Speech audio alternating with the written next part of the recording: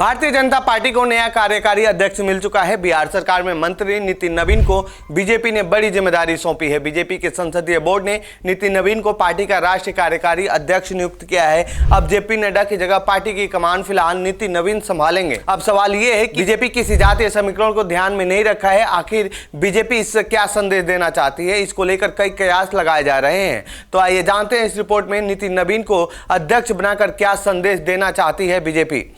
नमस्कार, मेरा नाम है प्रमोद और आप देख रहे हैं जनसत्ता।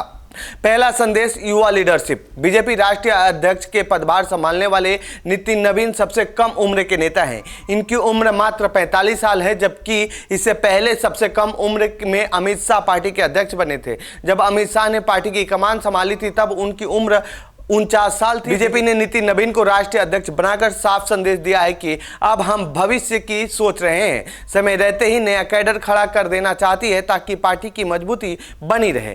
चर्चा है कि बीजेपी ने यह फैसला 2029 के लोकसभा चुनाव को ध्यान में रखते हुए किया है ताकि किसी तरह आने वाले समय में समस्या न हो। इसके साथ ही नए नेताओं को पार्टी में आगे करना भी उनकी मानसिकता है ताकि कार्यकर्ताओं के बीच एक अच्छा संदेश जाए। दूसरा, कार्यकर्ताओं को खास संदेश। बीजेपी ने नितिन नवीन को पार्टी का कार्यभार सौंप पार्टी कार्यकर्ताओं को साफ संदेश दिया है कि आपने पार्टी के लिए ईमानदारी से काम किया है तो आपका काम विफल नहीं होने वाला है। पार्टी आपको याद रखेगी और समय आने पर इसका पुरस्कार भी आपको देगी। नितिन नवीन को सियासत भले विरासत में मिली हो, लेकिन जब उन्होंने बीजेपी के लिए काम करना शुरू किया तो उन्होंने इसकी शुरुआत एबीवीपी से किया था। इसके बाद उन्होंने युवा मोर्चा के महामंत्री से छत्तीसगढ़ के प्रभारी तौर पर काम किया। इसके अलावा बिहार में 5 बार विधायक और राज्य सरकार में मंत्री के तौर पर काम करने का अनुभव है। तीसरा, कायस्थ समुदाय को खास संदेश। नितिन नवीन बिहार के कायस्थ जाति से आते हैं। कायस्थ जाति के वोटरों की संख्या पूरे देश भर में 0.60% है। इसे बीजेपी का कोर वोटर माना जाता है। इस बार के विधानसभा चुनाव में कायस्थ और भूमिहार जाति ने बीजेपी को एक तरफा वोट किया था, जिससे बीजेपी को बिहार में जबरदस्त जीत मिली है। बिहार में ही नहीं, कायस्थ जाति शहरी क्षेत्रों में ज्यादा संख्या में है। ऐसे में नितिन नवीन को राष्ट्रीय अध्यक्ष का पद सौंपकर इसे अपने पाले में लाने की पूरी कोशिश की गई है। इसके अलावा नितिन की छवि किसी जाति से विशेष जुड़ी हुई नहीं रही है। उनकी हमेशा से पहचान सबका साथ सबका विकास वाला रहा है। ऐसे में किसी विशेष जाति का थप्पा नहीं होने से ये बाकी जातियों को साधने में सफल हो सकते हैं। यही नहीं, बीजेपी इन दिनों अपने सभी फैसले बंगाल चुनाव के इर्द गिर्द ले रही है। बंगाल में कायस्थ वोटरों की संख्या ज्यादा है। ऐसे में बीजेपी ने यह भी समीकरण फिट करने की कोशिश की है ताकि बंगाल में इसका फायदा बीजेपी को मिल सके। चौथा संदेश, संघ की पसंद। बीजेपी और आरएसएस दोनों के तालमेल से सरकार संगठन में फेरबदल होता है। संघ संगठन में अपने लोगों को बड़े पदों पर रखने का हमेशा से पक्षधर रहा है। बीजेपी का शीर्ष नेतृत्व तो कई नामों पर चर्चा की थी, लेकिन उन पर संघ की सहमति नहीं थी। ऐसी चर्चाएं मीडिया में खूब चल रही थी।